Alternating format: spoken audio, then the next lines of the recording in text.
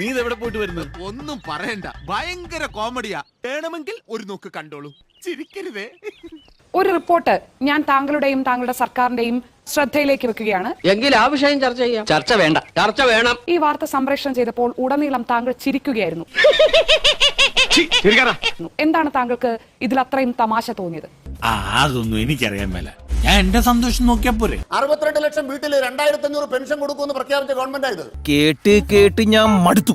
ഞങ്ങൾ നടപ്പാക്കും. ആവേശം കൊണ്ട് ഓരോന്ന് വിളിച്ചു പറഞ്ഞ് തടിയേടാക്കണ്ട, പണിയെടുക്കാതെ ജീവിക്കാൻ നോക്കും. അത് നടപ്പാക്കാൻ പറ്റാത്ത വിധം സർക്കാരിനെ ദുർബലപ്പെടുത്തുന്നത് മോദിയും പ്രതിപക്ഷമാണ്. നമ്മളെയാണല്ലോ മച്ചമ്പി. അവർക്ക് വേണ്ടി കിലുക്കിയിട്ട്, അവർക്ക് വേണ്ടി മണിയടിച്ചിട്ട്. താങ്കൾ മര്യാദയുള്ള വാക്കുകൾ ഉപയോഗിക്കണം ചർച്ചയിൽ. സഭ്യമായ ഭാഷയിലൊക്കെ സംസാരിച്ചൂടെ നിനക്ക്? നിങ്ങൾ നരേന്ദ്രമോദിക്ക് മൈലെണ്ണയിട്ട് കൊടുത്തിട്ടാണ് ഈ റിപ്പോർട്ട് കൊടുക്കുന്നത്.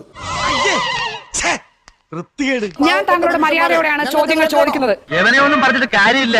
തറവാട്ട് മഹിമാൻ പറഞ്ഞ സാധനമാണ്. അതൊന്നും ഇവന്റെ പടിവാളന്റെ 5 അയലോത്ര പോയി. ഇവിടെ അതിനു മുമ്പ്, ഈ ചർച്ചയ്ക്ക് മുമ്പ് എനിക്ക് ഷാനിയോട് പറയാനുള്ളത്, ഷാനി പറഞ്ഞോളൂ, ധൈര്യത്തിൽ പറഞ്ഞോളൂ.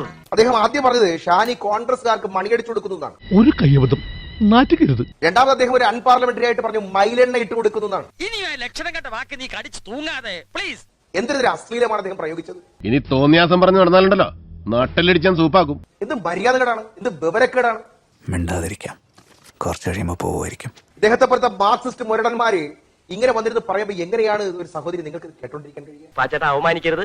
ഞാൻ നല്ലൊരു കുടുംബത്തിൽ പറഞ്ഞവനാണ്. നീ നല്ല കുടുംബത്തിൽ പറഞ്ഞു, ഞാൻ പിന്നെ മറ്റേ കുടുംബത്തിൽ പറഞ്ഞാണല്ലോ. വീട്ടിലും തന്റെ പാർട്ടിയിലും പാർട്ടിക്കാരോട് പ്രയോഗിക്കുന്ന ഭാഷ ഒരു മാധ്യമത്തിൽ പ്രയോഗിക്കുന്നത് എങ്ങനെയാണ് പൊതുസമൂഹം വിലയിരുത്തുക? അവന്റെ വിദ്യാഭ്യാസ കുറവുണ്ടാവും, അങ്ങനെ പറഞ്ഞു. അതുകൊണ്ടല്ല, ഞാൻ കൊളോക്കിലായിട്ട് പറഞ്ഞതാ.